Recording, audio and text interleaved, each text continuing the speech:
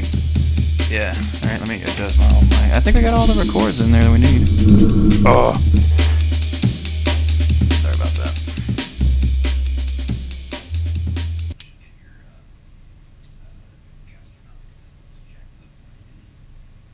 Gastronomic systems? What are you talking about? Oh, that sound. Never mind. Okay. Let's just go ahead and begin here. Alright. La-di-da. CrunchCast number 7. Sorry, I'm moving John around.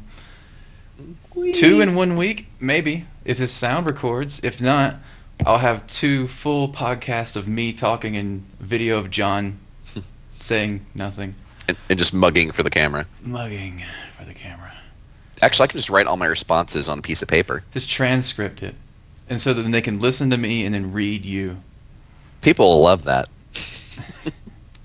It's like you've got a movie and a book. It's the best of both worlds. People love reading while they watch movies. Mm-hmm. That's why I only watch foreign films. I actually have to watch like Lock, Stock, and Snatch with subtitles on. Oh, yeah. So especially Snatch, because Brad Pitt's character purposely has that deep accent that none of the other characters can understand. Which I thought was awesome of him to do and pull off for a whole movie. It was for, pretty funny. For a popular actor, I really like him and respect what he's done. Oh, yeah. Well, besides Snatch, obviously Fight Club, people like both of those movies a lot. Fucking A. 12 Monkeys? Oh, yeah, 12 Monkeys. So weird. So weird. God, yeah. I think my brain exploded that night, maybe. It was a good movie. And I read something interesting about it the other day. Apparently, the original ending of the movie did not test well with test audiences. And so Terry Gilliam said, fuck you, and shipped it the way it was. Well, obviously it wasn't... That's not the kind of movie that's going to test well. But if if it does test well, it's not going to be what it is today. Like this. Well, that's an interesting movie. Yeah. It's like, I'd like to think that he said, I was in Monty Python. Your opinion is irrelevant. yeah, a little bit. Doesn't want to get all Lucasy though. No, anyway, we titled this this episode "Marketing Yourself to Employers," because that's kind of something John. Yeah, he's been spreading the gospel. It's kind of my shtick. You know, back in 2005, you published an article called "Your Portfolio Repels Jobs," and it's one of those pieces of journalism, tutorials, whatever you want to call it, that Journalism. It stood the test of time. Like, it's stickied on many forums. It's a fantastic article, and it's very good. It was one of those things. And it was assembled by just via years of conversations I'd had with you.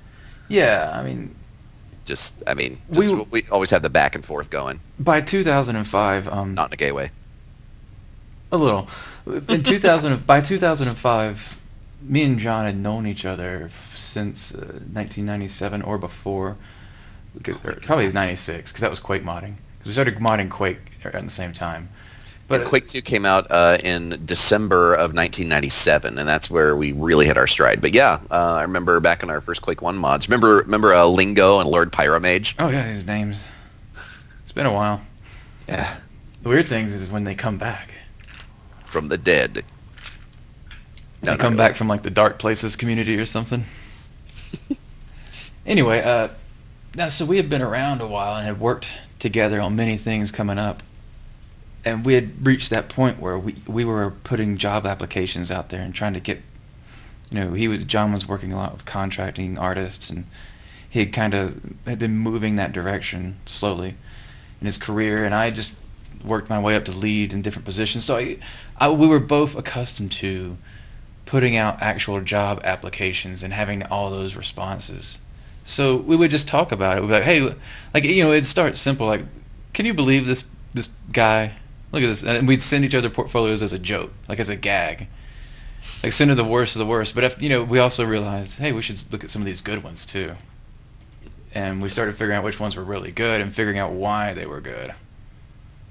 Yeah, stuff like, you know, PR, Benoit Regimbal, just all those guys are awesome. And then there's stuff just like, oh look, it's portfolio number 12,000 with man with axe variation number 13. Ah, cave troll, nice. I have really been looking to see a cave troll. It's like, oh, I saw that in a movie recently. I've also seen 15,000 cave trolls, the same cave troll from the same movie. Look, what you're clearly neglecting relevant. is there's a really nice dumpster in this portfolio too. Look, there's a barrel next to it. Is there a crate? There's a pallet. There's a wood pallet. Ooh, was there a crate? I love crates. I love crates. Yeah, That's there's a crate on page 2. Yes! That's the difference, kids, between getting hired or not. As many crates as possible. They've never been seen in games before. That's the secret to my success. After the creation of Crate DM for Quake 2, I've just been on a meteoric rise. It just never stops. I mean, like millions of dollars in cars. I see them when I drive past the nice neighborhoods, but I've never had any of that. Just yeah, you buy all of John Romero's and John Carmack's old cars off of them. Dude, Crate DM was one of the funniest things I've ever played. Just to give you guys an idea, you just took like the basic generic Quake 2 crates, put them in a big level, stacked them all willy-nilly, then replaced the player models with that exact same crate. And I mean, you have weapons and everything. You can run around and shoot people. But if you hold perfectly still, you look like every other crate, and the other crate will run past you. Oh, so yeah. it's sort of, I was very meticulous of that when level. aren't you? In the way that, yeah, I know, right? Like I basically set up these crates in positions in ways that there were all these little mini tunnels through the crate stacks. So it was so easy for one to be like, oh, I'm lost. I forget, was there collision on those crates? Like yeah, they all had collision, but you still had your player collision. So what you could do is you could move your crate inside a stack of crates. I mean, you had a limitation of however many pixels it was the character was, but or whatever. But there was the sides of the crate were a little bit larger than that, so that could really confuse people. Adds to the fun. It was hilarious. Like, in all honesty, I would reinstall Quake 2 and download that and play that with you like tonight. That shit was fun, man. It was a good time. Hey, did you play Illuminate?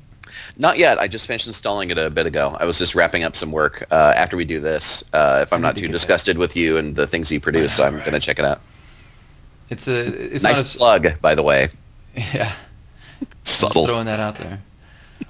I need to release that. It's just something I've been working on, but so describe it for the kids. Oh, that little product? Well, okay, it's just a single room. I'm glad you asked. Yeah, I'm glad you asked. Thanks, Andy Richter. It's basically just a single room, and if you kind of look around or move around the room, you'll see squares light up. And there's different combinations of things you can do to progressively light up this whole room, and then once you light it up, you win. It's just a single room, pretty simple puzzle, and most people seem to figure it out in like 10-20 minutes. But it's just a fun idea. It's just, I like coming up with ideas that aren't just giving the player a gun and shooting things. Though I still want to make a game where I give the player a gun and they shoot things on the side. You rebel. Oh, it's just this incidental shooting and murder? Mm-hmm. It's like, really, My whole life has been murder simulators, one after another. You're training our children to kill. I've actually, in speeches before and talking to people a lot, or when people ask me what I do, I say, I make murder simulators for children. Nice. I also worked on a Sesame Street game. Unfortunately, they wouldn't let me turn that to a murder simulator. But it is. I'm just saying, Snuffleupagus could fuck some shit up. Whoa. Am I being too salty? Snuffleupagus is a good guy. I know, but imagine if he went wrong. Like, if he went wrong. Well, he is pretty much an elephant. You ever watch those Indian Rampage elephant videos? Oh God, the elephants get drunk and just wreck things all the time. I assume that's all they do in nature. They chain them up and beat them their whole life, and then after so many years, they go on a rampage and kill them. Well, I'm sure that's a minor contributing factor, but I like to think that elephants are just inherently just malevolent as hell. Just jerks. Elephants are dicks. Yeah. Hey, you might be somewhere with that idea, but Like you're talking about. We should create Elephant Hunter, the game. Yeah. So Just it's just tap square to saw off the ivory. like a full-on poaching game. You're like, Dude. Remember? Oh gosh, what was that guy's name? I know. Peter Kajesta. Well, oh gosh, he was like Genesis or something on Polycount. He worked on a poacher game. oh yeah. It's called Poacher. It's an actual game where you go around Yeah, I think I killing do wild remember game that, and actually. poaching it. That's a good time. That was I totally forgot about that. I kind of want to play that. I like really horrible, inappropriate things, as you know. Like, I mean, the height of comedy for me is watching children get hurt. Because it's so wrong, and they're so innocent, they don't understand what's going on. Did you ever see that Noah's Ark racing game for the PC? Oh, God, no. Oh man, there was some company where that we were all playing this like crazy. Yeah, Poacher for the PC. I'm looking at some screenshots now. I'm trying to figure out what's going on here. Apparently, you get a helicopter. Sarah Palin style, I like it. Yeah. Oh, nice. He's shooting a gorilla with an AK-47. That's the very first screenshot. And when I thought of a poacher game, I was thinking about, I want to poach gorillas because I saw this news article recently about where they rescued a baby gorilla from poachers. So I figured, that was the most recent thing I heard poached. What's that? So you're thinking that thing should have died? No, I said that was the most recent thing I heard of being poached. So it came to mind. Well, there's also talent poaching. Ah, see what I did there? Oh, are you segueing? That is a segue. Oh, what do you mean here, talent poaching? You're talking about like riling a No, artist from another studio? Yes, although I'd still prefer talking about killing gorillas. But yeah, something I'm actually just as a contract art manager, something I try really hard to avoid is working with people that are moonlighting, possibly against their employment agreement. Oh yeah. I know a lot of people do it. Well, we've seen problems with that before, personally. Yeah, I feel like I'm compromising their ability to stay employed at their employer because I'm basically asking them to keep doing what they're doing, all night or on the weekends as well, which really screws with work-life balance, in my opinion. But also, I don't tend to get very reliable art from people that moonlight. But just aside from that, employment agreements, I think they should be respected. And just to be perfectly honest, I don't know what the liability is like on my end or my client's end for contracting that particular. Yeah, you never artist. know. That's clearly one artist to the other, different contracts they have. But for some reason, I don't see how you would get in trouble as the contract. Like you're kind of. Like you wouldn't know, like you didn't know, maybe. I don't know. Yeah, well, you can sue anybody for anything. Yeah, but sure, why not? That's a slippery slope I prefer to stay away from. Plus, I just prefer guys that are, when I can, successful enough to be a contractor full time and devote their time to that, to be able to manage their time wisely, to be organized enough to go out, get contracts, manage that, just be very good at customer service. Because honestly, when you're an artist, you are in customer service. You are a skilled technical professional, but if you're a contract artist, you're in customer service, and a lot of people don't realize that. And you have to work with the client. You have to please the client if they have issues or iterations. Dealing with the client. Oh man. And that's a really big thing, and honestly that's a dramatically different skill set than most people learn in a full-time job. Oh, Granted, if you're working full-time at a studio, that is to some extent also customer service, but you're salaried and your direct day-to-day or week-to-week earnings are not as contingent upon being really good at customer service. Granted, over time you can get let go or fired or demoted, but I feel like the contractor needs to have a more finely honed sense of how to be a professional, how to deal with customer service, how to keep the client happy, and to be able to maintain that relationship. And when you go become a contractor, you really have to ramp that stuff up or it's not going to work. And I mean, just to be perfectly honest, when I transitioned into contracting full-time, which I'm doing again now, that was one of the biggest things I had to learn to deal with. I mean, I'm used to being salaried. You know, I get paid the same every day, week, month, whatever. If whether or not my performance is, really high or really low, or, maybe I didn't sleep that night and I just, put in kind of a crappy day at work. Mm-hmm. At a game developer, that kind of stuff is, you can deal with it. I mean, to some extent, project planning and scheduling is meted out in such a way that you don't need everybody at 100% all the time if you're smart at planning.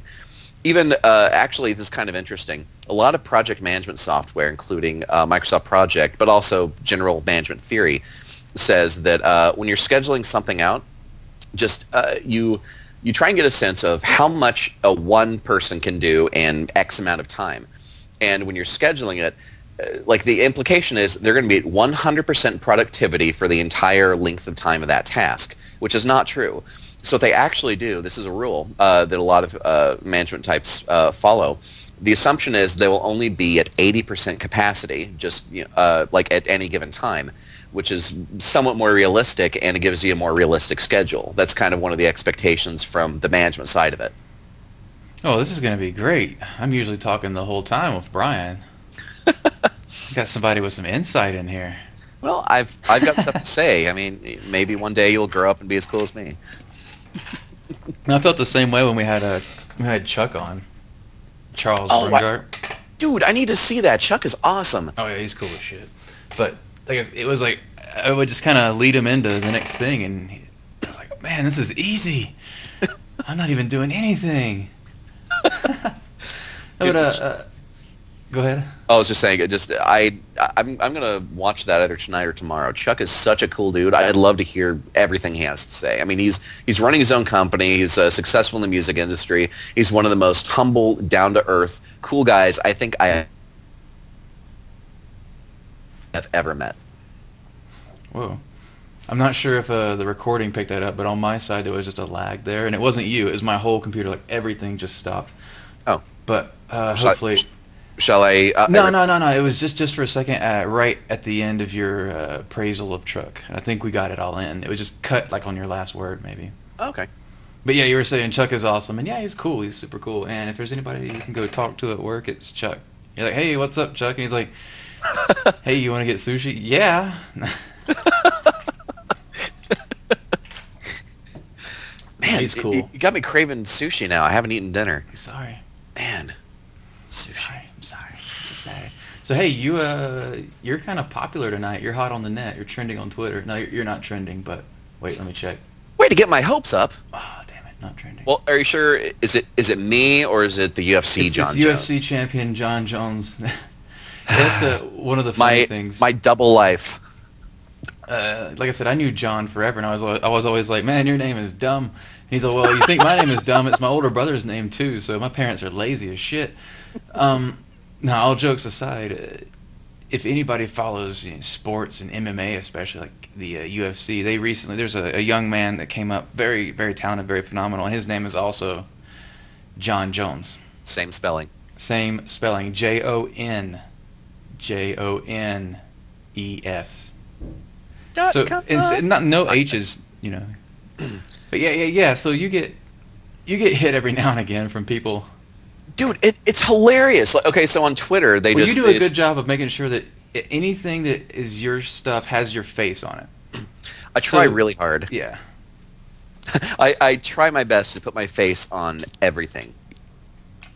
But I get tweets for Jon Jones all the time, and I really like screwing with people. So I'll get something just like, yeah, my man Rampage is gonna kick Jon Jones's ass. Fuck you, motherfucker. Like, he's gonna beat you bloody. So I always reply just like, what? Who wants to fight me? Oh my god! And I always get tweets back like, oh man, wrong Jon Jones. I'm so sorry. Every time. It kills me. Like, these people say some awful stuff, man. It's like he's gonna shove his fist. Everything. People hate this Jon Jones guy. It's just fans. Well, maybe one day I'll be famous enough for people to despise me and wish bodily harm upon me. God, wouldn't that be so? It's awesome when you start getting the hate mail. Oh, I know. I remember, dude. Remember years ago? For some stupid reason, I still remember this. You got an email from a guy. There's just 2 words. Fuck yoy. He misspelled you. Nice. It's just fuck yoy. That's the entire email. I remember you talking to me about it, and the only the response you decide on was, "What's your motivation here?" Which I thought was a great response. But just fuck yoy. That's a level of greatness. Yoy has been pissing me off for years, and we got into he got back to me, and what we're talking about was how much we hate yoy, and we agreed, and we've been best friends we've been like close friends. We every year I either fly to his place or he flies here. We hang out. We talk about how much we hate Yoi. Wait, is it Y-O-Y or wait? I don't even know. Oh, you mean the Japanese stuff? Yeah. Yeah, probably. No, into that. I don't even remember that. I'm glad you brought it up. Yeah, me too. It allowed me to make a fraudulent story about it to really like, clear things up for the audience. It's like that fuck Yoi guy was at my wedding. He's the best man. He also walked the bride down the aisle. It's crazy. Speaking of which, one of my buddies, he recently asked me the most serious question he ever asked me. He said, "Will you be in my wedding?" And I was like, "Hell yeah, man! Me and my buddy, let's do this." Dude, you've been wanting to be a wedding singer for years. Yeah, that's what I'm gonna do. No, I'm gonna get my notary, and I'm gonna do the performance. I'm gonna wed them. Well, you can still. I think you can still become an honorary, like an actual reverend through the Universal Life Church. Like I'm Reverend Jon Jones. Well, yeah, but I'm just saying, all you have to do is be a notary to marry people, right? Really? Maybe. My dad's a notary, or at least he was, and it's like the one thing he said he could do. I was like, what does that mean? He said, well, I can marry people, and I can stamp. You know, when someone has something that has to be stamped by a notary, he can do that. And they had the little notary stamp at the shop where he worked at. It's like, I would like to add my child to my insurance at work. Thank you, notary man. Boom. But actually, notary is done. You know what would be hilarious is if he was wrong and all these years none of the people he married actually are. This is the illegal marriage. The black market marriage. Okay, I'm registering that domain right now. Black market marriage. I bet it exists. I'm actually gonna check. I'm a little curious. People can tell how such good of pals we are by the fact that we've just been talking and not talking about anything about marketing yourself to employers. So here's what I'm gonna do. Oh, I said a little bit before. Yeah. No, we talked about it a little. We got it. Here's what I'm gonna. I gotta refill my soda pop. Your soda pop. It's so delicious. So delicious. Hey, yeah. Clever. SDA. Never mind. Your Achilles heel. You know, that is what I hate about dumb jokes. Is they're fun when you do a dumb joke with a friend that can enjoy them, but to an audience, they're like, "Oh, this guy's an idiot." Sorry about that, folks. Sorry about that. No, you may be an idiot, but you're a lovable idiot. I assume. So, anywho, it seems that he's refilling his drink. He's drinking soda, whereas I'm drinking beer. The breakfast, lunch, and dinner of champions. But yeah, eventually we will get around to talking about how to get noticed, how to get hired in the industry. This is a subject about which we are very passionate. Seriously, I've known Chris for like 14,000 years. Well, give or take 1,000 years. But this is pretty much all we talk about. Artist development. Chris has been deeply involved in the game art community forever. He writes tutorials. He gives portfolio reviews. He tutors people. He always stays on the absolute top of his game. Ooh, my ears are burning. Uh-oh. But yeah, I mean, Chris has always stayed basically at the forefront of game art and helping teach artists and bring them up and smack them down where necessary. Sometimes people need it. But yeah. I've actually been really blessed in the last, Praise Jesus. Yeah, totally. That's what it did. Because I got to work on Warhammer, which is a great project, and an MMO that did okay. So it was such a huge learning experience. And I went right into Ilphonic, where we were working in Unreal Engine 3, and then right into CryEngine 3. So I have all this, not only like personal wish to be up on technology, but a job requirement. Yeah, you have the professional means to do so. You went to Germany for Crytek. Yeah, we went over there. For Crytek's sake. We went over there for training. Yeah, it's great. At first, when we first got their tech, they sent guys over to train with us, and then later we went over there and trained with them. It's just, God, just being able to have those opportunities to do those things. It's just amazing. Like, I'd never even been to Europe, and all of a sudden, boom, we taking an international flight out of Denver to Memphis, right into Amsterdam, taking a train into Germany. It's incredible. I didn't Incredible know experience. Amsterdam. Man, you didn't even tell me all that much about it. It's just like Germany, BBL, Yeah, it's pretty much what it was. and then back. It was a lot of work. Like I said, we had that whole week in Germany just doing training. I mean, and that was, you're still jet lagged as crap, so you're sitting there absorbing a lot of information. Can really drain your brain anyway. Oh, but absolutely. you just got off a 12-hour flight into a 4-hour train ride. That is Wait, where'd you fly into? Amsterdam is the international hub. Oh, okay. I flew into Frankfurt, then to Hamburg when I was over there, Oh, wow. and that was only like 8 hours of flight time. But the Frankfurt airport is like what's German for absolute clusterfuck? But anyway, man, 12 hours. God. My Leben. Yeah. All right, I'm so down on Wolfenstein again later. I mean, purchasing it legally. Wait, isn't it free now? You get some sort of id software pack on Steam for $4 and get 1,000 games. Yeah. No, but it's been awesome that we get to travel for this work. But Totally. Speaking of traveling for this work, check out this totally sweet segue. Not too long ago, you traveled down to the IGDA Austin and did a micro talk. Indeed, I did. And that is a that very is- clever segue. I tip my invisible hat to you, sir. That is popping and locking all over these internets because you sent it to me and I tweeted it and I posted it and 20 minutes later you posted it and then somebody else who's this guy, Tech Lead Tan. He's a cool guy. If you're listening, like this, Tech Lead Tan, he also reposted it, and so yeah, I don't know, or no, he didn't repost it, he just replied to it. So yeah, I mean, it's getting all its comments. Oh, look, what is this, +7? What does this mean? 3 shares? Who even Oh, knows? criminy! I'm on fire. Yeah. And I was posting it at night Dude, too, like 9 dude, o'clock at 7 night. people saw your video. OMFG. LOL. You're I'm like internet famous. You're gonna get like a car in the mail tomorrow. Really nice one. Really nice one. So yeah, you did this talk. People can check that out. Like I said, you can, if you know us on the G Plus, or I'm sure this is on Facebook too and Twitter. And you can also just YouTube IGDA Austin Micro Talks. There's a bunch of other guys too.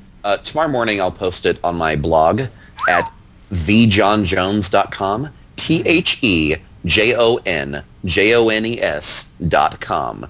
That's But yeah, clear speaking. I'll post it there. I'll post the slides and the text of the talk. One of the things that I love speaking. I've gotten good responses to the speeches I've given, but I'm also kind of shitty at it. I always write out every single word of my speech beforehand, and more often than not, I end up here's the podium, and here's me reading my speech and looking up, and not all that often. So I mean, you guys airport food? Oh God. What's the deal with abortion? Segue. God, way to go dark. Is that dark? But no, it's a pretty good talk you gave. I liked it. It kind of reminded me a lot of a future version of your portfolio repels jobs in the fact that it had similar principles. I updated the shit out of it. Oh, and to just give a little background, I don't think they're doing it in other cities, but the Austin IGDA, the International Game Developers Association, which has actually been getting really cool and doing some awesome stuff. I'm actually going to be doing some cool stuff with them soon, TBA. But in Austin, they've been getting together local game developers to give 5 or 10 minute long micro talks. It's like they'll get like 5 to 7 people all in a row. That's plenty of time, man. It really is, and I feel like it enforces a certain level of discipline. It's almost like speed painting or speed modeling. How much can you do in a short amount of time? And so so I've done 2 of them so far. Did the very first one, missed a couple, then did the most recent one. And it's just a really great format. There are a lot of awesome speakers there. In particular, actually Damien and Sarah Schubert, who are both just absolutely fantastic designers, gave really amazing, really funny, very engaging talks at that same show. And I'll have those linked from my website as well. But I really love and respect the format they're doing, and they're doing these in. And even the coolest part of all was that talk was filmed in a TV studio for a local station, KLRU, where they've actually, like, on that stage, they've had, like, Willie Nelson and a ton of other famous acts perform. It's like this full-on, I bet he was high. Huge. Oh, really? Well, dude, okay, this is hilarious. In Austin, downtown, they renamed 2nd Street Willie Nelson Drive, or Boulevard. Hell yeah.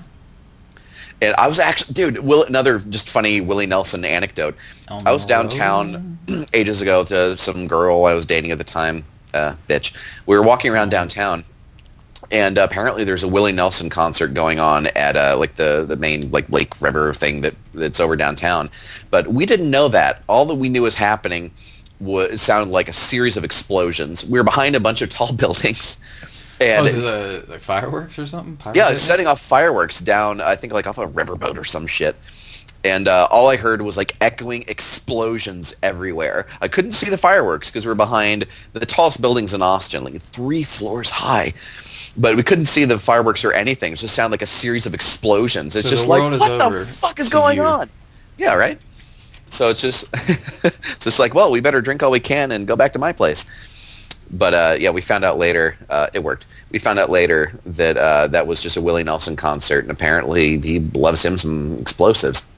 But anyway, back to the IGDA thing and me. It's just a really cool format. It was a great stage. It was a huge honor to be up there. Like, I mean, seriously, there are a lot of just fantastic local developers there, people really passionate about games, about putting on the event. I think any chance somebody wants to hand you a mic and talk.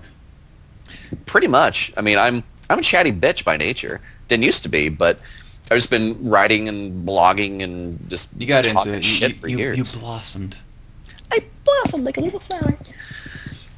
Did that come through at all? What, that word that last blossom like a flower thing? Yeah, I always probably. Why not? Quiet. It's like when I'm doing goofy voices is almost the only time I am ever quiet. What's funny is like occasionally I'll just like be tired or stop talking, and whenever I'm hanging out with friends, there's like, "Are you okay?" Because I never shut up, as you can see. From right now. No, yeah. I did some voice acting on a game before, and I had to do all these like all the pains and deaths and screams and stuff. Oh, gore. Yeah, and gore. I was able to do all these voices for the guy at a controlled volume. Like I wasn't just screaming; I was impersonating a scream at whatever volume he wanted. And when I was recording him, he was complimenting me on the fact he's like, "You can do these quiet." Like were the sounds in the game before basically just like ah?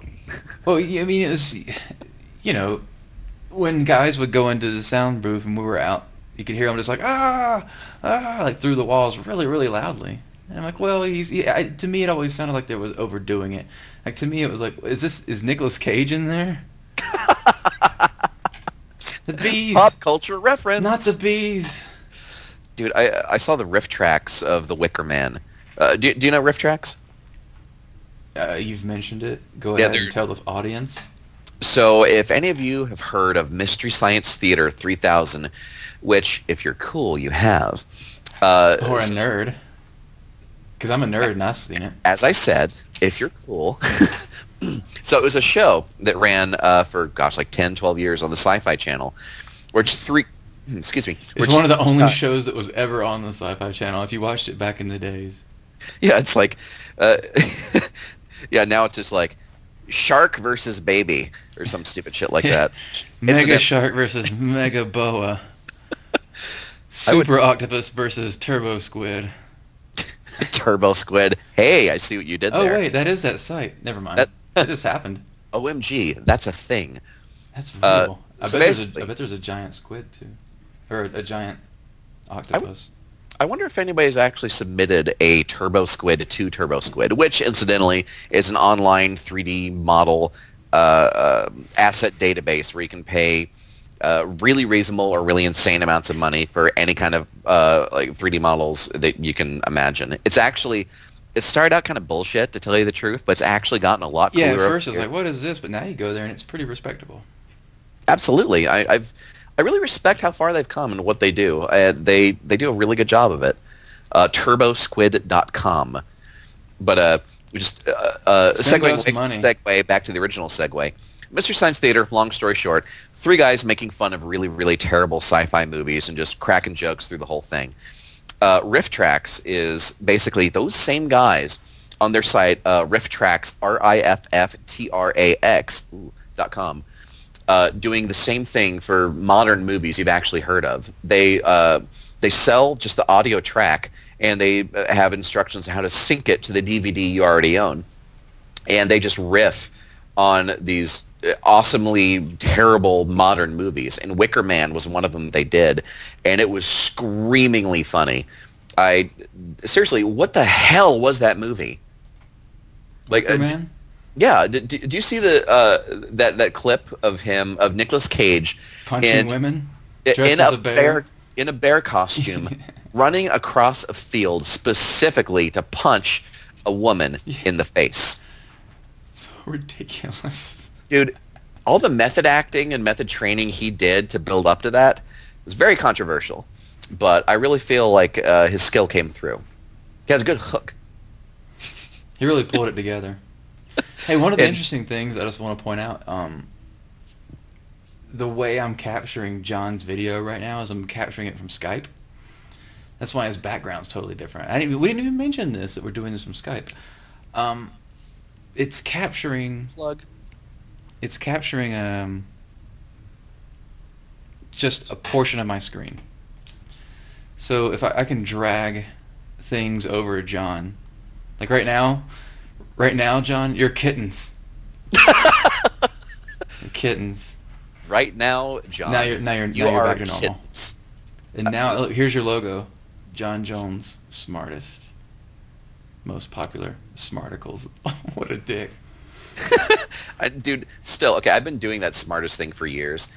That's the name of my business right now, Smartist, SMARTIST for Smart Artist. I've been doing that for years. I call, I'm Jon Jones, Smartist, Smarticles, Smart Management, just crap like that. I'm still to this day like a little embarrassed to even say the name. Although, does it say Smartest? Did I tell you about the yeah? Did I tell you about the really, really important, high-ranking game development executive that I had kind of a run-in with about my name? I don't know. That sounds like something you told me, but you didn't tell the audience. I did not. So he's the executive at a major publisher and developer. I ran into him at QuakeCon, and we were chatting. He's just like, "Hey, how you doing? What's your name? What do you do?" I'm like, "Oh, I'm Jon Jones. I run a company. I do contract art production management." And I'm like, "Oh, so who are you? What do you do?" So he told me, I run this major fucking company. And then he asked me, "So what's your company's name?" And I said, "It's Smartest for Smart Artist." And he has, my impression is, "That's the worst name I've ever heard. That name makes me want to puke. That is a horrible name. Change it." Then he grabbed me, just put his arm around me and said, "That's so bad, it makes me want to punch you in the balls." So he grabbed me around the shoulder, leaned over, and pretended to just jackhammer me in the balls like 10 or 15 times, like way longer than was necessary. I could see 3, but like 15 times. This was in a bar in front of a group of people saying, "Change your company's name. It makes me sick and want to punch you in the balls." And so at that point, I'm like, I don't know how to react because this is a really big, really important guy. And typically, I always try to be very mindful of how to react in any given situation. I try to think of the best, most polite thing to do. Then I think, what's the most inappropriate, horrible, hilarious thing I could do? I usually choose the latter. But, I could have grabbed his hand and just, rubbed it against my balls, but I don't think that would have played well. But this time, okay, this is a really big, really important guy. I should not fuck with this. So I just kind of laughed nervously and said, "All right, well, I'll take that into advisement." He said, "Ha, no, fucking change it." and that was that was the end of my interaction with him at that moment. Like all the other guys around me were like, "Yeah, that's what he does." But he ended up getting me an invite to the id Software party at the House of Blues in Dallas, which was pretty cool. I So would you've stifled your career twice. Well, I was just gonna say, kidding. I would take a few punches in the balls to get into a really cool party, No, which it's it was. Cool parties are where it's at. But if anyone is going to punch me in the balls and invite me to a party, let me know first. Houdini died that way. They say it was the burst appendix. No, it was ruptured testicles. Check Ruptured Wikipedia, people. testicles. Let me edit Wikipedia, then check it. Testicles. So, marketing. Yeah, let's move back. Like we're 40 minutes in and hadn't even started. I don't think. We've had a couple false starts. No, we've actually. It's like so we went from murdering gorillas from helicopters to game art, then this is getting all punched in the testicles by a major game publisher executive to game art. These are all legitimate anecdotes that have really happened. I'm going to tell you who it was after this. Cool. That's funny. No, one of the original things that we've talked about is you said the website, and we got into that just a little bit where we had a little jokey session about poor choices of content on the website. And one of the things that you don't really need to go into too much about it, but because you go over it in your micro talk. I do. Is the way someone selects the type of art that they want. Well, that's all well and dandy, but let's just get down to the nitty-gritty. This is kind of what we talked about last time we tried to do this, and it didn't happen. It got aborted.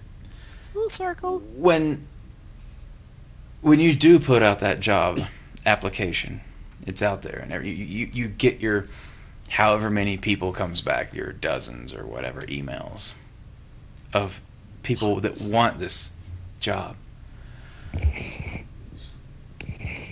What do you look forward to? Like, okay, this is the portfolio. Oh, when you get that email and you click, okay, here we go, clicking another one, clicking it, you click it, here we go. All right, and you feel good. You're like, oh, I'm refreshed to see this type of site. Well, the first things I look for are just no splash pages, no flash. I want to see your art as quickly and directly as possible. I want to see who you are, what you do. I want to see your name, and I want to see how you brand yourself. Are you a character artist? Are you an environment artist? Are you a level designer? Are you a designer? Are you an animator? Are you a technical artist? I want to be able to see exactly what you are so I know how to mentally position you as I'm looking through your art. So, and if you're a character artist and you're throwing up like a bunch of like really crappy concepts, but you don't say you're a character artist, I'm going to be like, so is this guy a character artist or a really shitty concept artist? Well, but if you put your name out, your desired position up there, it's like, okay, this guy's a character artist and he can draw decently well, whatever, just as a secondary thing. If I'm looking for a character artist, I see character artist, I think, oh, perfect, this is what I'm looking for, I'm going to look at these images. And I appreciate a good layout, I appreciate large thumbnails that are actually representative of the work. Like, I don't want to see the inside of some dude's armpit or like a single tit. I want to see just like a decent representation of the kind of quality of art I'm looking at. Like, sure, not a vague thumbnail, or especially not a, you know what I hate? These black and white thumbnails. Oh, I hate that. Like mousing over it. You mouse over it and it gets color. Ugh, come on, what? Just like you're immediately presenting your art as being grayscale and degraded and not of a finished game quality. Is that the impression you want to, the first impression you want to give? Yeah, you're giving a false and a bad first impression for some stupid web effect. Yeah, that's exactly what it is. You're giving up for a dumb effect. You're giving it up for a dumb effect that you saw on a website and you thought it was cool and you took the code. That's what it is. Yeah, it really is. If you didn't see that on somebody else's website and you're like, oh, cool, then you would have never done that because you wouldn't know it exists. You would have been like full screen and then it goes to the image. Yeah, it's the first impression's so damn important, and I'm going there to see art. I'm not going there to just, I have a purpose. I want to find an artist for this need. And one of my favorite things that I like to see artists do that I don't often see, it's usually only incidental. I like to see art along a certain theme or along a certain genre or style. like say like Call of Duty style, military realism, or Mass Effect style Star Warsy sci-fi, or Gears of War, like battle hardened necklace gritty soldiers. I like seeing work along a certain theme to show that you can be consistent across many assets. Because that makes it easier for me to imagine you working on my project. Whereas if you're all over the place and have a million different styles, I can't really peg you. I can't really position you well. And generally speaking, like with my job right now as a contract art producer, I'm not the art director. I'm not the person that's ultimately going to be judging this work and determining whether or not this is a contract, no contract, hire, no hire. I need a series of representative assets in the style of that game that I can put on a one sheet or link to the art director to show him, look, here's one good piece. Here's a bunch of good pieces related to that same theme to show you can stay on style and on point. That makes it, you want to make it easy to imagine this guy making art in this style for your game. One thing I want to add to what you just said that I think is really important, and I think we've brought it up before, but you were talking about how you might save one piece out to make a little presentation to the AD. If you have some kind of silly website where it's like especially Flash or some sort of weird image embedding thing, I don't know how they. If you can't just right click and save as their images from their portfolio, then you're building a wall. Yes. Between you and a job. You're making it harder. Yeah. It's so common that, and like I said, I'm pretty sure we've talked about this before, but it is so very common that you get all these people who are applying, and so you save a bunch of images from all these different portfolios. And maybe one candidate was the best at that time, and he got the job. But down the road, you've got this folder saved of people that you know are good and ready to go. And you didn't know. He's not applying right now, but you've got this reference of people, this reference of their art saved in some folder, potential hires folder, whatever you want to call it. Yeah. So if you can't just take the person's images right off the website, right click save as, or I click on your image, it just goes right to a JPG that's not even in a website. It's a full screen, full version of the image. You just gotta have that. Yeah. And that also brings up the importance of image branding. Yeah. Watermark Put your name and email address. Don't put it over your art. Don't put your name over your art. Put it in the corner. Yeah. It's because honestly, I've seen a lot of people do this. Like they'll watermark over it. No one is that good that's going to just go and steal your art. I've heard of a handful of cases of that happening, but in all likelihood, if this is useful advice to you, you want to be as easy to find as possible. You don't want to hide your art. Only the top 0.5% of artists even need to worry about having stuff stolen from their portfolio. And even then, like with an art test or something, it is dead easy to suss out who's faking and just stealing people's work. Yeah. Virtually no one is going to be good enough to be stolen from like that. It doesn't really fly. The same thing as within Flash websites, you can't deep link, you can't save images, which sucks. But I've seen like a couple times someone installs runs some like JavaScript or something that prevents me from right clicking on the page. Oh yeah. When I see that, I think, fuck you, close. I'm out. Yeah, I'm done. You're making it hard for me to present a case to my art director. And like you said before, folders of images, like saved images from artists, I have so many artists' work on my computer saved and categorized. So when I have a project come to me, it can be anything from like a big AAA game to a Facebook game to a Wii title to Facebook to 360, just anything. Yeah, there's no limitation to the quality of the art. You're not just saving it for your own personal inspiration. You're saving it because it looks like it would be great for that type of game. Yeah. So when a project comes to me and I'm like, okay, I need an artist to do high-res characters for like an action title for 360 and PS3. I go to my folder to look for the categorized folder to look for an artist that would fit that bill. And if I can save those images, look at that, have your name and website saved, I'm like, okay, this guy's perfect. I email you. I say, hey, you available? What are your rates? And then would you be interested in doing something like this? and then I ask for permission to use samples of his art to show to my client, and if they like it and they want to go for it, they shell out the money. They score the project. I contract that artist. I manage it, and that artist is working. There you go. That is the most direct response ever. That is the best response I've heard in a while. The fact that you talk about how you get it, you save it, you get it together, and then you tell them, you talk to them, you ask them, and that you can represent them, and then you, like I said, that there's probably been no clearer answer than right there. Thank you. You're welcome. It's selling. It's selling. Almost everything in this business, to some extent, is selling. Yourself. The easier you make it for me to look at your portfolio, look at your work, find out how and why you're relevant to my immediate needs, the easier it is for me to sell you as an artist for this project and get you paid. I want to be able to sell you. Make it easy for me to sell you. Make it easy for, let's say, for a full-time position, not even contract work. Make yourself an easy sell. It's not always the art director that's going through all these all this. It's not even necessarily someone that has art experience. It could just be HR. Make it HR is a mixed bag. I've seen very, very good HR people. NCSoft and Vigil actually have very good HR. Oh yeah, I've got some HR horror stories. Oh God! Usually they couldn't pour piss out of a boot with instructions on the heel. They're so often, not usually. That's unfair. Very often they can be complete just mouth breathers. But if they're okay, so if they have a, you know what's weird about HR, human relations? The first thing you would think was these people would be nice.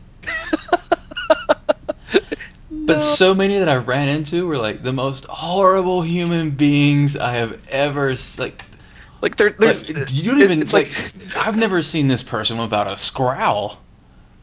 You know what I mean? I've never seen this. If this person a scowl, yeah, like a scowl, scowl, yeah, scowl, scowl. Is that a game? No, a scowl, yeah. I knew an HR, and I think that if she had smiled, her face would have broken off. Dude, that job lures in sociopaths. Yeah, it's so weird. But no, I've known good ones before too. I'm just saying, it's weird. It happens. Why would that be? But generally speaking, I want to work with people, and by being mean to them, it's really weird. It's like a step on the way to being like a genocidal dictator. But es posible. Seriously, 20 years from now, a couple of people I'm thinking of. But generally speaking, HR people focus on human resources, hiring, dealing with people internally, and just handling that whole social aspect of it, which I understand can get kind of tiring. But artistically speaking, it's extremely unlikely they're going to have any kind of artistic proficiency or competence in that particular area. But if they're if they're out trying to hunt for candidates because the art director, art manager, whoever doesn't necessarily have the time, or a recruiter, for example, they're going to be going through artist portfolios and just trying to save out things in the only way they know how. Right-click, save as, and put in a folder. And you want to make it as easy as possible for them to present you to the art director to help sell you. Make it easy for them. Make like you and I have said so many times, make your art so easy to see that someone could do it accidentally. Absolutely. Oh, golly geez. And by that he means really all your files, your source files of your content have really obvious names. Is this a UDK scene of a boat? Then it shouldn't be called 12365 Yes! .jpg. It should be called excellent UDK-boat-scene and then dash your name. Yes. And no one does that. No one does that. When you Google it. Yeah. Although, to be fair, this is something interesting I've discovered recently. Well, not that recently. Are you familiar with 10i? I never heard of it. It's an image search engine. You upload or link an image to that, and it will find visually similar images. Oh, this, yeah. Okay, I know what you're talking about then. I just hadn't heard that terminology behind it. it's freaking awesome. Like so many of the, I mean, so much of the time, I've heard artists using this to find art thieves. Oh, it's very popular for that. Yes, excellent point. Perfect for that. Just finding things that have been plagiarized. Google, actually, not a lot of people know this yet. Google Image Search just upgraded to add that feature. If you drag and drop an image from your desktop into the Google Images search box, it will look for similar images to that. And it's really good. It's actually a bit better than 10i. That's a really easy, really convenient way to find images from artists you like. If, for example, they named their images really stupidly, like 123 JPG .jpg. I always try to name stuff like that. I don't know. I'm kind of like, I don't know. I'm kind of a weirdo. I'm a big nerd for proper naming conventions. Like I can't just save and name files about all this little. No, it's smart to do. And I've written tutorials about naming conventions, so it's like, yeah, you can find out whatever you want. Check it out on chrisholden.net. But yeah, dude, I've seen so many artists like have directory structure or file names, just like foofy butt muffin.gif or just stupid crap like that. Are you talking about where I work? No, dude, the names of our things are pretty dirty. Like ours. I do that for temporary files. I think I sent you like a big screenshot of all the horrible temporary files I named when I was angry. It's like go fuck yourself and die in a fire.png. Yeah, that kind of stuff. No, that's a different story. That's just when you're. Oh yeah, but goofing around. Never make that final file name or directory structure. People will see that, dirty stuff. And I laugh. Also, make sure your images directory on your website is protected from just listing the images. A lot of people put some really awkward stuff in there that people shouldn't see. That is true. They do that. I'm talking about porn. Yes. and also illegal files. It's pretty people. Yeah. There was an old school Google trick for finding MP3s that you would search like college. I remember. Like people's personal sites on college, because all anybody put on those were MP3s. And that was years ago. That was like in the 90s. But and then Napster. But yeah, I remember that. It's easy to find stuff like hidden on a website like that. And I don't even try. Honestly, I don't try. You don't even. It's accidental. If you're in the old days of the internet, you know this. You know this stuff. Just actually a corollary of what I was saying before. Make your art so easy to see you can find it accidentally. But for God's sake, put your porn somewhere else. Yeah, put your porn.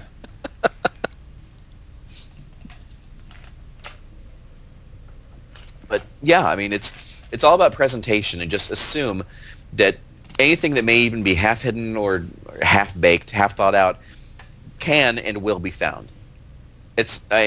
Technically, literally speaking, that's not always true, but it's a safe assumption to start from.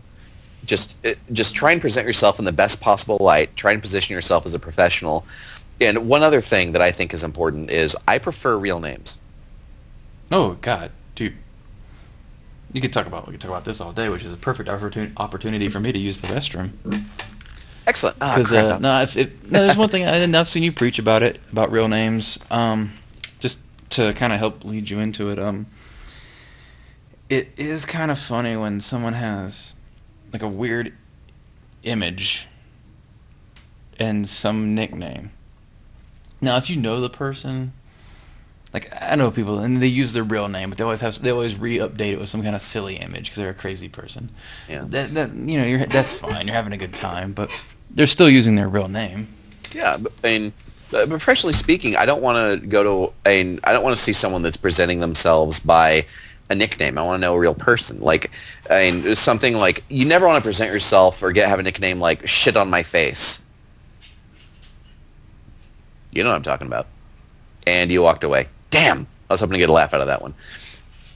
But yeah, just presentation is so important. It's fine if you have a nickname, but when you're presenting yourself professionally, I don't want to talk to Dude Goober 42069. I want to talk to like Bill Brown or whatever. I want to talk to a real, actual human being and just be able to get a sense of that. And if I'm going to be presenting your work to an art director, I don't want to say like, yeah, this is Fart Bubble 15. just it's really unprofessional, and it makes my job harder, and it makes good results a lot harder to come by for you. Just be a professional, be mindful, be careful about how you present yourself. Another big thing, like on, let's say, Facebook, Twitter, Google+, if that's solely for your friends, just lock that shit out from the public. Be careful about what you present to people. On Facebook, I would strongly recommend using lists, and be careful, like when you're posting pictures of you doing like 12 beer bongs at once, or taking a gigantic bong hit, or snorting coke off a stripper's ass. Make sure potential employers aren't going to see that. Use friends lists only, and filter that out. Make sure you only post to people that you want to see this sort of thing.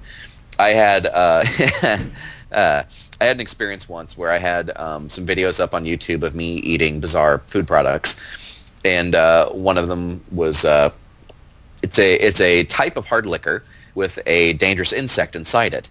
And I drank the bottle of liquor, and I broke the bottle, and then I grilled and ate the insect. And I was interviewing at a very large company with a very large art team. When they emailed around the company saying, Jon Jones is coming in for an interview, everyone on the art team, all 35 people, Googled the name, because I was interviewing for art project manager. Didn't end up working out, definitely for the best. But they looked at everything. And then after the interview, the guy I knew there just gave me a call and said, yeah, so the interview went great. We're going to get the offer letter together. But I sent out to the art team that, Jon Jones is going to be here. And they Googled your name. They found videos of you on YouTube eating bugs, drinking liquor, and throwing up. Yes. And the only thing going through my mind, well, actually two things at once. One was just an anguished, continuous scream. The other one was, fuck. So I hide that shit now. So it's very important to be very mindful of presentation and having anything. I should take this CrunchCast off my portfolio.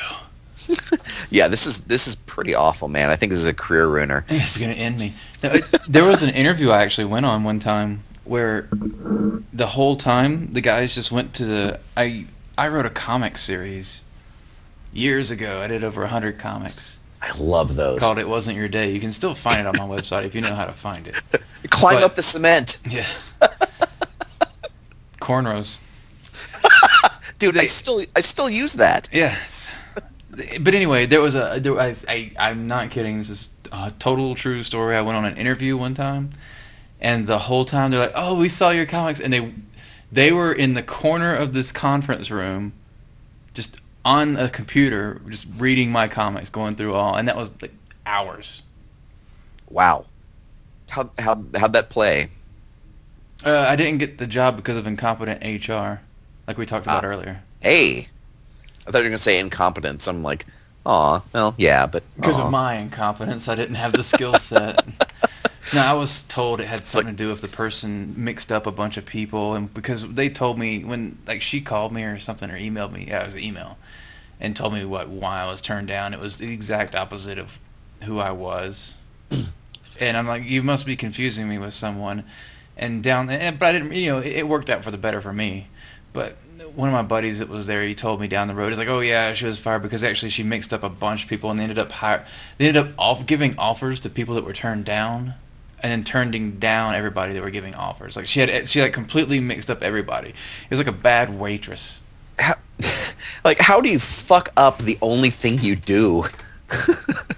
I don't know, easily. But the continuation of my story about them finding my videos. They're putting together an offer letter for me, but then at some point they changed the internal requirements for the position. So they're hiring an art outsourcing project manager. So they end up promoting someone from QA that had no art experience, no outsourcing experience, no management experience, and actually no game development experience. Like they just started, not no game development experience. They just started as QA, so they promoted from QA into a position that they are completely unqualified for. But it took them 6 fucking weeks to tell me. I was calling and emailing constantly. Like they say you're getting an offer. My studio was going to be shutting down soon. So I was calling, emailing, and the HR never got back to me. Yeah. Never, ever, ever got back. And then I ended up emailing her after I got laid off saying, look, I just got fucking laid off and you guys have been stringing me along for 6 weeks. What's going on? And then she finally explained and apologized. Another branch of that same company had also said, oh, hey, let's interview, let's fly you out, whatever. Then just dropped off the face of the earth for 6 months. I happen to know the CEO, and he found out through other means what had happened. And he was able to track down who I was like through that, just because he realized he knew me, I guess. And I got personal apologies from the HR for how shittily they handled me. Oh, that's one of the very interesting things about this industry and the long terms of it is there's things you can find out later down the road that it turns out that it was just something just like what you're saying, and somebody just rolls up on you at like GDC or some show and they go, "Oh, dude, bro." They go into. I get bro a lot. Yeah, they go right into some story about how things didn't go right. And a lot of times it can be funny. But by the way, when you're in the restroom before, I said something that I think will make you laugh. So when this is done, go back and listen. I think you'll appreciate it. I usually do. I usually re-listen to them. I do to too. Get my views up. No, I have to check for anything that's technical. No, you can only technical, like getting your views up. You can only it's like unique views or something like that. You can't like sit there looping it. Yeah, I know. But see, what we should do is just get behind like an anonymizer or Tor or something and just hit it from every single like invisible property you can. Have you heard about these services? Apparently, Newt Gingrich got busted because his Twitter account, it was something like every one of the followers were fake accounts because he hired a service that would create fake accounts to follow. Like, there's all these services out there. You can Google this up. You can Google this up and find services that give your YouTube videos hits, views, Dude, I'm likes, gonna pay for that. That's awesome. Followers on Twitter, all of this stuff. It's out there. And actually, holy shit. I can't believe you mentioned Jay Leno, because as soon as you said, have you heard about this? I was about to do a Jay Leno impression, have you seen this? Have you heard about this? Oh, I didn't realize. mention Jay Leno. Did it I sound know, like that was Jay Leno? awesome. Hey, simpatico, motherfucker. Did it sound like I was doing some Jay Leno? Have No, you it seen actually- this? Have you heard about this? It actually didn't, but I was going to go there anyway. How serendipitous. If I didn't... On that note, I'm gonna rebeer really quick. Oh, yeah, I sure. will BRB LOL. BRB. And since I'm completely naked from the waist down, I'm going to tilt the camera up. No, I mean, seriously, full on. All right, I'll be back. You heard it here, folks. John has been doing this podcast for the last hour. Bare ass. That's the kind of guy he is. No, but yeah. The old your portfolio repels jobs. You should make sure you check this out if you've never seen it before. It goes to so many wonderful basic things, and I'm not even sure if we talked about this yet. But I've gone to websites and people have posted websites like, "Hey, give me some feedback." I've seen websites that don't even have the users their name. It's not even on there. What is that all about? Are you trying to get a job? We talked about watermarking before, but not even having a name. The title of your page is your name. When people come up with funny little slogans or whatever, there is a downside. If you're... Oh, here's John. This is perfect. Can you hear me now? All right, and I'm back. I was just going into the point of... go ahead. Amusing. What is that, a cat? That is a cat. That is a cat that is really... Ow! Not enjoying that. Are all your cats Persians? Because I saw a white cat in the background earlier that was kind of Persian. No, she's just... Or just white. Furry. Well, it has that long fur. Oh, yeah, they're both really long hair. It's... Yeah, I Persian, but not I love it to Persian. death, but they're annoying. Not nearly as annoying as... Can I tell my cat story? Yeah, but let me finish up this point really quick. Oh, sure, sorry. Ooh, and I hate your shirt. Oh, thank you. Monday Night Combat. Uber Entertainment. Love those guys. I can cover that up with this. I'm covering it up. Should I put on my McCain Palin shirt instead? That's much better than that. I'm serious. I have one. I can put I it know, on. and you posted a picture. No, I was just playing around there. But no, what I was just talking I about... did post a picture. You did post a picture.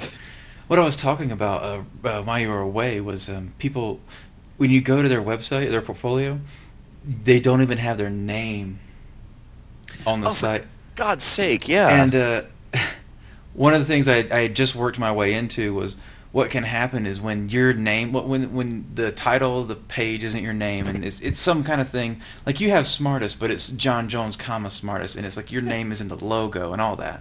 Branding. Yes, because you're branding, exactly. Whereas these are just like elimination software. It's some guy's portfolio, whatever their name is. One major, like, a huge drawback to that, besides the fact that people don't know you, they just know some weird name, employers will think that you're an art house. Excellent point. Excellent point. I've seen so many guys' portfolios where I say, you need to take this out, or you look like an art house. You look like a group of people. You look like somebody that's spamming email to this company. Yeah. Or you're going to do that smart thing with the glasses where you put it in your mouth. Intriguing. Yeah. I would like Nice. to subscribe to your newsletter. No, but what do you think about that? No, oh God, that's really salty. You wash behind those ears, boy. I'm going to now. Good God. But no, I completely agree. I mean, if you're an individual artist, contract artist, I believe it's well, you can have a company name, but at least try and make it really clear that you're a dude. You can be professional. You're a single person. Yeah, and if you're a studio, be a studio. Be obvious that you're a studio. Oh God, what's his name? Per Abrahamson started 3 Point Studios, and I mean I feel like he's a big name. He's an amazing artist. He worked at Epic forever, but he broke off from that, started his own thing as 3 Point Studios, then brought a bunch of artists on, and then turned them into like a full-on art studio. They're like a small boutique, like super high res, next gen, well current gen, art house. But they have really, really good branding as such, even though they're, to my knowledge, just a few dudes. I really respect that approach. But I mean, just try not to zazz it up too much. It's actually something I'm still working on getting my Smartest website up, since I'm just getting my company, my contracting starting up again after working at individual. I'm trying to find the right balance between, like, yes, I'm a company, I'm a contract art production agency, but I want to be clear, like, this is who I am, this is what I've done. I don't want to make it seem like a bigger thing than I am, because for one thing, that's sort of, well, that's pretty douchey, to tell you the truth. Sure. Hey, I just sent you a quick message over Gmail. I just want to okay, I just wanted to make sure. Do you remember when this guy, he wouldn't allow me in on that one forum because he thought that I was an art house? Yeah. Even though my website was just chrisholden.net with my art and my resume, and that's all my site has ever been. Well, to be fair, he's operating with a few extra chromosomes, if you know what I mean. He's retarded. Yeah, I get it. If anybody's wondering, it's somebody that used to run a big company that worked on a game for a long time. The end. Yeah, let's not be any more on the nose than that. I still talk to him occasionally. Oh, he's all right. He's an all right guy, but there was just a miscommunication. Dude, that was very Norm Macdonald of you. Which part? It's like, oh man, it's like he's a complete piece of crap. He's a terrible human being. He's totally ripping on him. Like, oh no, he's a good guy. Yeah. But that speaks to my Norm Macdonald obsession. Oh, he's hilarious. He's one of my. I like to listen to him talk. The way he puts words together upsets a lot of people. Apparently, because man, he has trouble with success. I liked Dirty Work, but nobody else did. I loved that movie. I liked the sports show, but it's gone. Dude, I watched every single fucking episode. I thought it was great. I followed him on Twitter for a little bit, but then I stopped. Right? Because you know the reason I stopped, and I'll be honest, is because whenever there was a sports game, he was a sports guy, and he had that following of sports people, so it was important to them. But I would come in and be like, look, what is all this junk? I'm trying to read the people I want to read. He can be kind of annoying tweeter too. Yeah, I just wasn't. I really cleared up the people I follow a little while back, just because I wanted to get. What's that? Oh, your tweeps. The people that I follow, I just want to get funny, interesting information. Mm-hmm. So if people that always are like linking to some cool tutorial, or a comedian that's really funny and is always posting something really funny, like that's the kind of stuff I'm into. Yeah, oh, totally. And a few friends. There's a few friends that I follow always. Yeah. Like I fight with like the number of Twitter followers and followees I have. I've seen that. Like Weird. It's hard to keep up. I have right now 339 people I follow. I know every single one of them. Like I mean I know them all. I like them. I think they're fantastic. But there's so many people tweeting all the time. It's really hard for me to keep up. I really need to kind of work on the whole lists thing. It's tough. I've been trying to figure out the same thing of like G+, like getting people organized, because there's a lot of folks that I just, got them in there, and they either just repost whatever, or they're like eating a banana post. like that Penny Arcade, like I'm pooping, then I'm still pooping. Yeah, you just got to filter those people out. I mean, although, well, professionally speaking, I found it advantageous to follow lots of people, and just sort of build up a network of people I talk to and interact with, and just sort of like try and. Oh, there you are. Just for a second, just for a second there, you lost video feed. Right now, you're kind of coming in really slow. It may be me. So, I'm just saying. Right. But your audio is fine. Okay. I mean, it can be professionally advantageous to have a lot of people in your network and just be able to kind of interact with them as best you can. Like, honestly, one good... Oh, man, this is gonna get people hitting me up, most likely. But most of my needs as far as, let's say I need a character artist, environment artist, whatever. If I can't find someone in my existing Rolodex of artists, I'll hit up Facebook, Google+, and Twitter and just solicit people to hit me up. Granted, it just blipped out for me too. That was weird.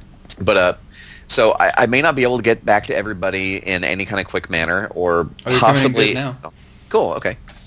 But I may not be able to get back to them quickly, or possibly at all. But I do look at every single person and save them away. It's just I get hit with so many people all the time. But that's the kind of thing that is, as I said, professionally advantageous. I've actually had contracts come from Facebook. Just from knowing a guy. I've gotten a lot of great contractors off there. There's a guy on Twitter named Kaiser Damarung, and let's see, his real name is. Let me look for this. And damn, it's not showing up right now. He's an absolutely fantastic environment artist. He's a Guildhall graduate. Guildhall, by the way, awesome people, awesome program. They put out some incredible artists. I respect them immensely. They put people through a lot of engines. Which is great. It's actually taught by real professionals. So this guy came out of there, and he hit me up on Google+, and I haven't told him this yet, but I'm going to be getting back to him, putting him forward for one of the things I have going. But I may not always be able to remember everybody, and I may not always have everybody in my Rolodex. Well, I mean, I know a lot of people. I have a good memory, but it's not that great. There's a limitation to the brain. We talked about this in the last podcast. You can look it up. There's a number of faces. Dunbar's number. Yes, it's faces and names. There's a limit. And when it's someone like us, like where we're traveling a lot or running into a lot of people, it's difficult. You want to be so nice. You want to remember everybody, but it's just. It's really hard, especially. I mean, I've been doing this long enough, and I'm a chatty bitch. Yeah. And if anything that I've seen you do is you're at every show, you're at every party, and you are sociable. Very. And I told you about that beer night that I run here in Austin, right? There's like hundreds of people showing up, right? Yeah. So I run the Austin Game Developer Beer Night, and we have I think we're like 689 members now. We do it every 2 or 3 weeks. So we typically get on a bad day we'll get 60. On average, we'll get anywhere from like 80 to 120. Yeah, it's plausible to say. It's plausible to say with like stuff like that and all the shows you travel to, you see 1,000 different people a month. Easily. And one of the other problems is I always have crazy hair and I'm really easily recognizable. Everybody remembers me. Good for you. It's actually been really good for me. Weirdly enough. What I use? Huh?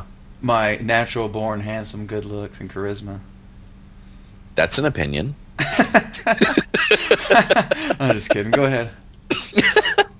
But like the hair has really helped me a lot, just because it makes me easy to recognize because I'm always out and about. It starts really cool conversations with people that may have only seen my avatar in a forum, but they remember me. It's easy but to also, remember, here's a little backstory. I used to be really shy, really introverted. I mean, shit, you've known me since I was 12. Yeah, I remember that time we went to that mall Oh, in God. Oklahoma. Yeah. Go on. The $20 bill story. You want that one? Yeah, go ahead. That's really the only one. Well, you also made fun of me for, like strafing in public. Yeah, John wasn't accustomed to moving around the way normal people move around. Yeah, crab walk everywhere. He was just kind of an awkward kid. Like I said, he grew out of it quite quickly and quite well. I had But, to.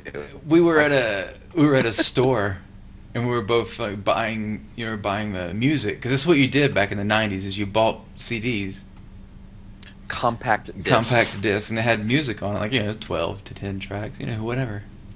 No, so I bought a CD, and John was buying one right behind me, and he handed this girl this dollar bill that was wadded up so tight it was like this, those little paper footballs that you thump and you make the hands and you catch. It was like that, but it was because it was wadded up so tight. It was very, very tiny, very tiny. And he hands it to her, and she has to, it's almost like an intricate knot. It was literally like origami, this wad that he made. He didn't just crunch it up. It was, I don't know what to say. But she had to basically sit there for like a minute unwrapping this $20 bill before she could put it in the cash register. To be fair, I was like 14. But you were young and you were and I'd homeschooled. I been around people. And Yeah, I was around people. And by homeschooled, it was rewriting the Bible every day, all day. Literally. It wasn't like literally. math and English. No, dude. I was homeschooled my entire life. I was completely non-social, not antisocial, just non-social. Awkward as hell. Couldn't even hold eye contact with people. I couldn't really talk or anything. I was just awkward as fuck. But I loved making art, and so I just sort of started plugging away at that. But I've typed the Bible 15 times from scratch. Dude, did I tell you about how bullshit my science in high school? Your science? Yeah. I don't Science. know. Tell me all about it. Dude, so I'll you probably talked about it every day in 1996. That's true. But long story short, conversations. I wish we should have saved our ICQ log some way back. That would have been really. No, I'm actually glad we didn't. But so like science class, like the only detail I got on evolution was evolution is a false theory put forth by godless evolutionists. Nice. Dinosaurs walked among man, and the Earth is 6,000 years old. That's the entirety of evolution. Cool. The rest of it was that's like how it really is, memorizing right? facts. Yeah, that's French exactly. I found it much later. That was proven real, right? Yeah, absolutely. I ascribed to the Jerry Falwell school. Oh wait, he's dead. Yes, but I ascribed to yeah, a while ago. When did that miss the news? I had a party. Nice. But although he was right about feminists and abortionists causing 9/11, because the Islamic terrorism, they're so feminist. But yeah, so I was I can't remember what my original point was. I was just like a total like dork ass noob. How do we get into? Well, you went into your homeschooling, but no, it's the point is what John I think was making was he had a pretty rough start. He had a start that was an inaccurate representation of the real world, and not only inaccurate, limiting. It was just very limiting. And however, you moved out at a young age, and I did. I did the same thing. I was like, poof, I'm out of here. Poof. South Carolina. I gotta figure out more of the world. Same small town as Paul Steed, who I've met now. Mm-hmm. And yeah, you got out of there, and you made some mistakes, but yeah, you can't come out of that making the right decisions all the time. No, I was fucking retarded, man. I remember all those. I remember all those times. It happened so many times that I said, "John, don't marry that girl." Yep, that was a good point. That was a very good point. I appreciate you bringing that up. I said it to everybody. I said, "Don't marry that girl." No, there's actually been a few that I said, "Yeah, yeah." Remember that level artist at that first company? Oh my goodness! And he married that one girl, and then he was gone. She moved him somewhere and made him work in a factory or something like that. Like, didn't he like punch lumber for a living or something? He went from being one of he was like a really talented level artist. He could play the guitar, like he was a musician. Like he wasn't one of those guys that picks up a guitar and goes like, oh wait. No,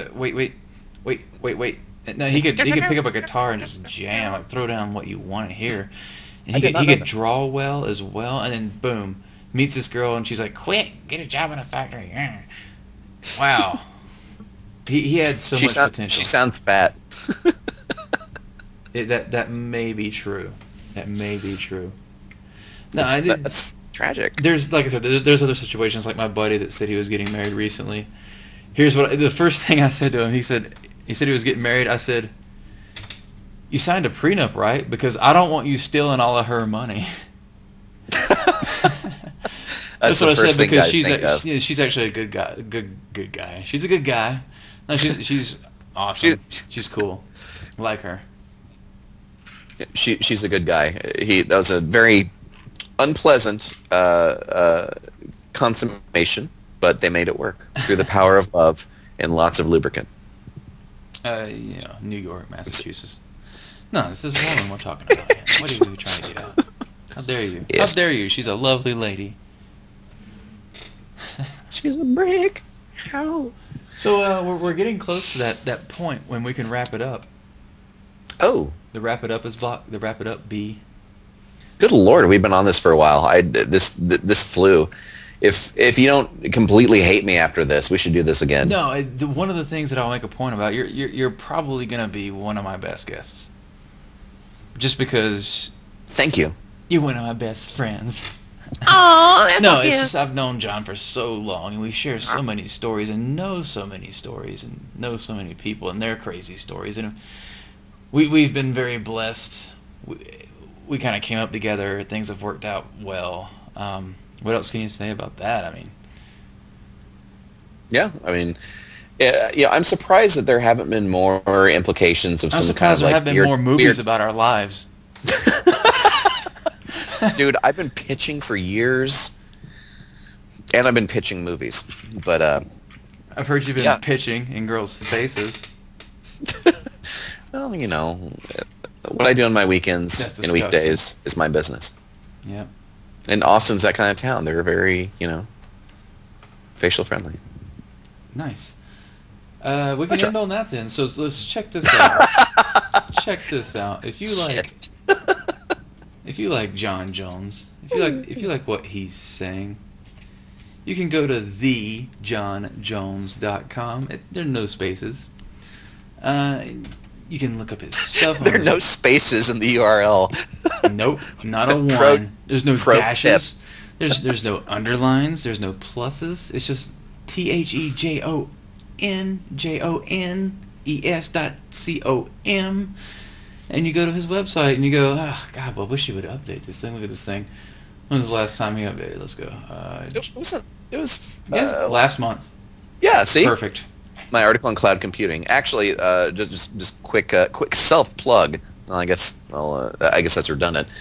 I'm going to be publishing more articles on like cloud computing and how I'm running my business using like a ton of really cool online, cheaper, free web services for everything from like accounting to managing all my clients' customer relations, to note taking, to like backing up all my files, all the crazy shit I do like Google Docs, Google Voice, Gmail, Google Apps, just freaking everything. I'm going to be doing continuing a series of articles on that, showing how I use that professionally and how literally my computer could blow up right now, and that would be a single thing. I could pick up any other computer, immediately sync to all my stuff online, and not lose a second.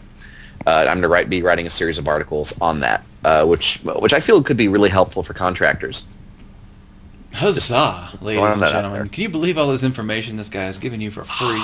You can go to his site and click most popular articles and find all this crazy stuff about harnessing your inner idiot. No energy, no brain, no problem. I'll just throw it all away. I'm just reading from his website right now, but forget about all that. You can also follow him on Twitter, @Jon Jones. You can follow me on Twitter at Chris Holden Dev, because there was already a Chris Holden, so I had to put a DEV on the end because I'm a developer. Ugh. Branding. Yep. We're on that G kids. Plus. We're on that Facebook. Golly. We're on all the Facebooks. Yeah. Every Facebook. Look, what you do is you go to the internet and you look it up and you find it. It's there. Using the Google Nets. The Google Nets. And see, kids, all this and more can be yours. So tune in next week. Hope you enjoyed this podcast. And I'm sorry, this is your show. You should sign off. No, look, yeah, next week would be great. We're trying to actually pop out a few more per week to catch up on those few weeks where things weren't working out so much.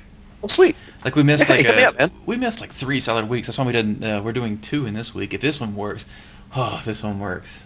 What do you mean if this one works? This is fucking gold, dude. It has to work. I'm looking. I've been tabbing over to all my files that have been writing with just the audio, and they better have all that audio. Anyway, yeah, it's been great talking with my buddy John, and we need to do this more because I would like that. Because we can talk, as you can tell from this podcast, me and this guy can talk for a long time. Seriously, we could go like 10 hours easy. I mean, easy peasy. Last time we were talking for like an hour and a half, and you're like, shit, this could be a show. Yeah, and you started recording it and failed. Oh, and the audio, oh god, it's still saved. Like literally, it's still saved, but it's just me talking and your mouth is moving and nothing. Oh, jeez, it was so upsetting. I was very upset. The world deserves the glory of my voice. As we were talking about earlier, I think we should be voice actors. And remember that suggestion I had for the novelty episode? Oh, I think we should do that. Do voices. Mm-hmm. You know what? When we first started talking about the podcast, before we even recorded one, I did a whole bunch of characters, a whole bunch of voices of things like it was going to be because Brian was. Brian McConnell, who's on every other podcast besides this one. He like Brian. Yeah, he's my boy. I made a bunch of characters like they were talking about him or to him. Like I'm like, we've got some people on the phone here. And I had all these things that I was gonna play. And dude, you should still try that. Like, folks, something about Chris. He is one of the funniest. I brought it up to him beforehand, and he got upset about some of the ideas I had. Anyway, go ahead. Go ahead and talk about how great I am. Chris is one of the funniest people I've ever met. And it's not always immediately obvious, but he's also really fucking great at developing just silly characters, voices. He's extremely well-versed in comedy, and knowing him in person, he's one of the funniest fucking people I have ever known. Chris, seriously, I'm calling you out. You need to do this. You need to bring the fake voice callers. Just shit, dude. Do the whole Frasier thing, except it's all you. It's just Frasier. You should really make that happen. I think that would be hilarious. We can work something out. It's just a matter of time. Well, we're made of time. What? We're made of time? I am. We are made of time. We have 86,400 seconds in our lives. Well, hey, if I'm somebody that doesn't waste time, it's me. I gotta go. So we gotta go. We gotta make this happen. All right. Yes. I'm gonna stop this thing. Cool. I'm gonna hit all those Thanks, buttons. folks. Hope you enjoyed the podcast. Hooray. Thank you, Chris. By the way, we can still talk.